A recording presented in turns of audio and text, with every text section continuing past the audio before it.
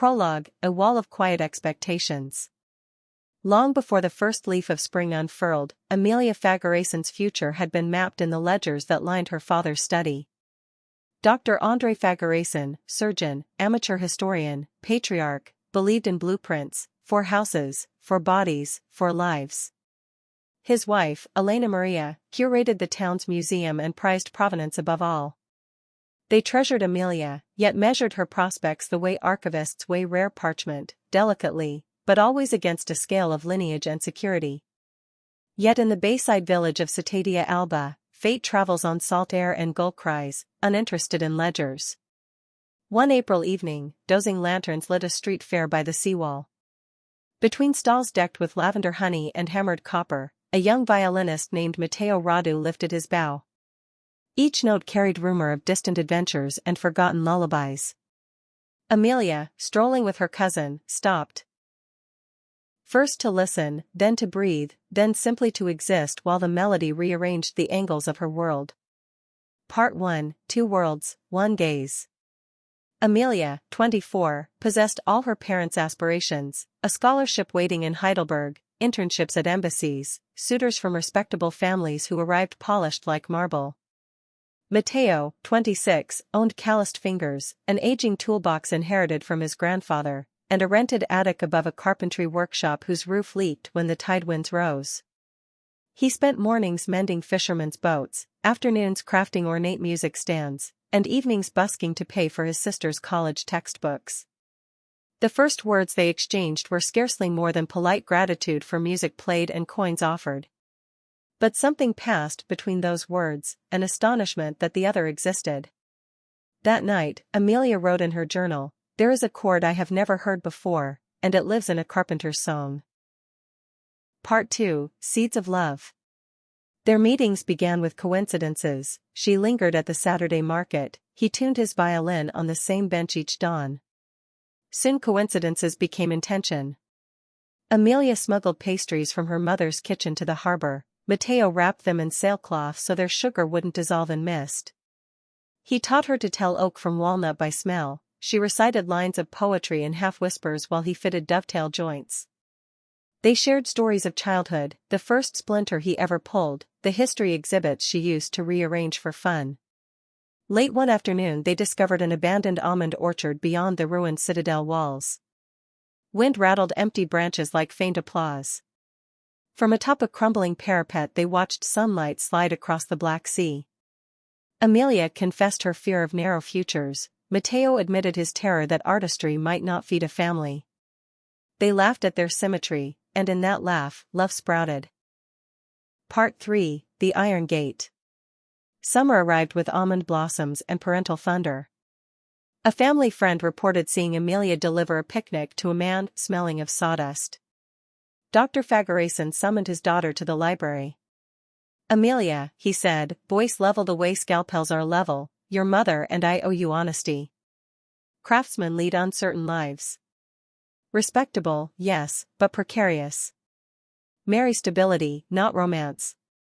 Heidelberg awaits." Mateo, invited to dinner as a test, arrived in his best linen shirt. He described dreams of restoring forgotten instruments and opening a school for underprivileged children. Polite nods disguised judgment. After dessert, Amelia's father drew her aside. "I forbid you to encourage him further." A gate slammed inside Amelia's heart, but she felt the hinge bend, not lock. She delivered the verdict to Mateo beneath the orchard's moonlit aisle. He listened in silence, then slipped a tiny almond blossom behind her ear. "Love," he whispered, "needs no permission." But he also whispered of danger, her inheritance, her reputation, his workshop already indebted after a storm. If they defied her parents, they might lose everything. Part 4, Letters inked in midnight. What cannot be voiced in daylight grows in ink. They traded letters through Mateo's cousin, Anna, who sold herbs at the market. Every envelope contained 2 missives. A public page polite enough for interception, and beneath it, a thin paper stitched with verses, maps of secret hopes, even miniature sketches of a cottage with a turquoise door. Amelia's mother noticed her daughter's sudden appetite for evening walks. Dr. Fagorason hired a driver to escort her, unaware that the driver, a retired sailor, owed Mateo's family an old debt and deliberately lingered at Anna's stall. Through letters they built a future, a tiny hillside farm where Amelia could curate a village archive and Mateo could craft instruments. They debated risk: should they elope? Wait. Seek compromise? Each scenario bore cost, but postponement cost them most. Time can bleach passion if left in sunlight too long. Part 5: The Storm and the Stand. In September, a tempest heaved across the coast. Waves shattered hulls. Mateo spent 3 nights rescuing boats, his violin case slung across his back like a shield. On the 4th night he collapsed, feverish, in the workshop. Amelia's cousin smuggled her past her sleeping parents. Under guttering lamplight, she cooled his brow with sea-soaked cloths. At dawn, Dr. Fagerayson burst through the door, having traced his daughter's absence. Seeing his heir beside a half-conscious carpenter amid sawdust and seawater, he erupted. He threatened legal action, the closure of Mateo's credit lines, even conscription rumors. Amelia stepped between them, voice steady. "Father, my life is not a ledger.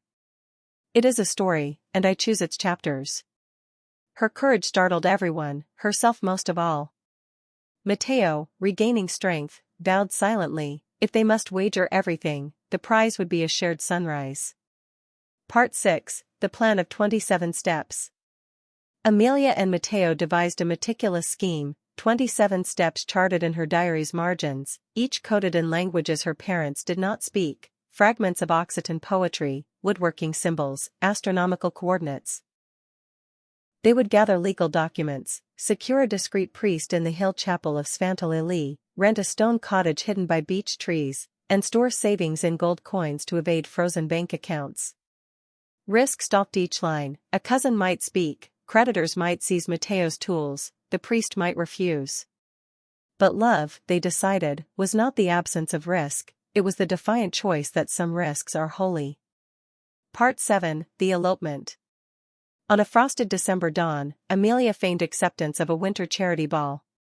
While her parents admired her emerald gown, she excused herself, slipped into travel boots beneath the skirt, and climbed from a servant's balcony. Mateo waited with a borrowed motor carriage whose engine coughed like an elderly dog. They drove past vineyards glazed with frost. The chapel bell tolled once, as though to bless secrecy. Anna, 2 fishermen, and the priest were witnesses.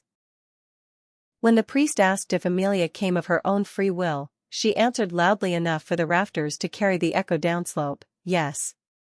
Yes. Yes."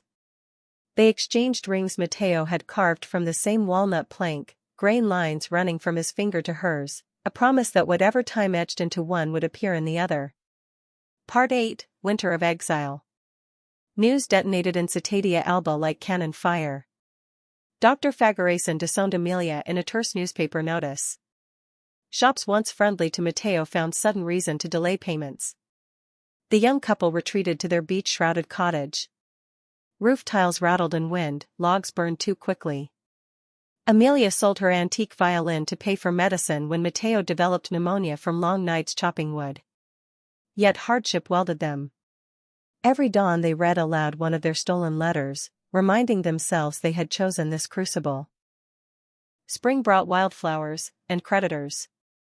A lawyer arrived with papers freezing the last of Amelia's trust fund. Despair perched on the mantel beside the clock.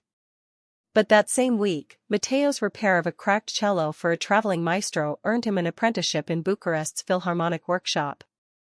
It meant grueling hours, but also steady pay and new patrons. Amelia catalogued village folklore for a regional journal, her essays earning small stipends and quiet acclaim. Part 9: Hearts Unfrozen. Time, like tide, wears away jagged stone. Dr. Fagerayson suffered angina that spring, no surgeon can stitch his own arteries.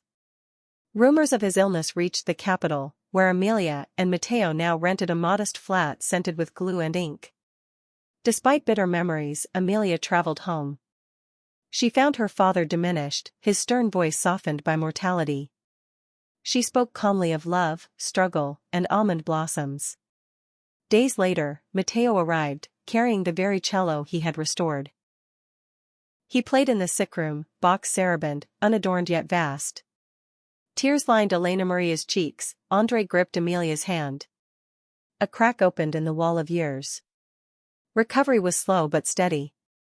With each progress report Amelia sent, she included anecdotes of her life, how Mateo's students called her Doamna Povest, Mrs. Story, because she turned woodworking scraps into fairy tale puppets for them, how the cottage housed beehives now, how she still planned to finish her doctorate, albeit on rural archives, not imperial treaties. The letters were bridges, and eventually her parents found themselves standing at the middle span. On an August afternoon, an envelope arrived bearing Dr. Fagarasen's seal. Inside lay a single sentence handwritten in quavering script: "Come home for Sunday supper, bring your husband." Part 10, The Feast of Forgiveness. They returned to Citadia Alba beneath sky the color of ripe figs. The Fagarasen garden, once Amelia's childhood kingdom, had been prepared like a wedding again: linen tablecloth, crystal glasses, and, to Amelia's astonishment, an arched trellis entwined with blooming almond branches, hauled from the orchard she thought forgotten. At the table, introductions were tentative, Mateo shaking Andre's fragile hand, Elena Maria adjusting Amelia's collar as if the years between were dust she could brush away. Conversation began with weather, moved to music, turned, inevitably, to risk. Andre admitted the ledger of his life held blank pages he'd never dared to fill. "You have written yours in bold ink," he said to them. "Teach me that courage." They answered not with speeches but with stories: nights of pneumonia, mornings of borrowed hope, the way walnut grain runs unbroken through two rings. When dessert arrived, almond cake drizzled in lavender honey, Dr. Fagarasen cleared his throat, reached into a velvet pouch, and produced the deed to the abandoned orchard. He slid it across the table. "For the family," he said. "All of us." 3 words that mended years of silence. Epilogue: Orchard of Tomorrows. 10 years later, travelers along the coastal rail see a gleam of turquoise amid a haze of almond petals. The cottage has grown, now a schoolhouse where children craft flutes from driftwood while learning local folklore from a doctor of rural history named Amelia Radu Fagarasen. Across the yard, Mateo conducts an ensemble of students whose instruments he built with his own hands. Bees hum between blossoms, laughter migrates on sea breeze, and each spring, the family hosts a festival beneath lanterns strung on the ancient citadel walls. Dr. Andre, silver-haired but spry, often sits beside Elena Maria under the trellis, watching grandchildren chase gulls. He keeps a miniature walnut violin in his pocket, a gift from Mateo, small enough to remind him daily that delicate objects endure when crafted with love. Sometimes visitors ask how the orchard came to bloom so fully after years of neglect. Amelia answers by pressing 2 wedding rings together, letting the walnut grains align. Because love, she tells them, grows strongest where it was once forbidden, and because walls, no matter how high, cannot outlive a seed determined to rise.